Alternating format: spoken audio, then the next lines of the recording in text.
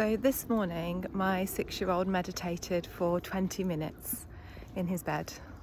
And he has that time because the other ones choose to go to an early morning yoga club. But for him, just like when we go on our own, the two of us, to the park run, he always chooses to have silence, no music, just to think. So this morning when he had his 20 minutes of meditating, I left him there in his uniform, in his bed, until he was ready. And then after the 20 minutes, when it really was time to get things done, I asked him what he had been thinking about whilst he'd been silent. And it took a really long time. And I was nearly at the point of sharing some of my own thoughts when he said, "Do you know what caterpillars do when they're in their cocoon? They sleep." And no, they dream. And dreaming has been quite a big topic in our house recently. Both the dreaming that you have when you're sleeping, and he often has dreams and nightmares that he remembers, but also the dreams of the future. And I speak to them and tell them that whatever dreams they have, they can make them come true if they believe. And the same with magic. If they believe in magic, then magic can come true as well. And then he echoed it back to me. He says that the caterpillar in the cocoon, it dreams of being a butterfly. And that dream goes into the cocoon and it comes true. And then the caterpillar can be a butterfly, because that's also magic as well. And the caterpillar has believed in magic, and so the magic comes true. And then I said to him, that's really beautiful.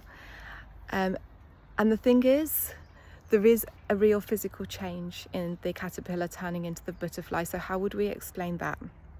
And again, he thought for a while, and he said, well, the wings and the antennae are the thing that's different about the butterfly. It has a similar body. So it must be that the wings and the antennae are already in the cocoon. It has everything it needs to become a butterfly. And then he paused for a moment more, and this is something that only a child, a 6-year-old, would notice. We've been looking closely at caterpillars for the last few weeks, because yesterday was the day that we released our butterflies in the garden, and we'd watched them grow in the kitchen and be in their cocoons. That's probably where all of this came from. And he said, when I've looked closely at a caterpillar, I've noticed 2 holes. And as the caterpillar has got bigger, the holes have got bigger. And so that is where the wings would come out of. And so the body, that's why the body would get smaller for the butterfly.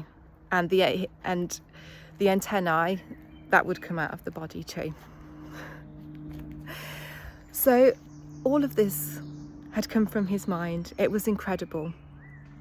And what I said was next was, well, I wonder how the scientists would explain what happens in a cocoon, because I've always been interested, and what you've said makes so much sense, but I would love to know what the scientists think too. Because the thing is, not all scientists believe that you can make dreams come true, or they don't believe in magic.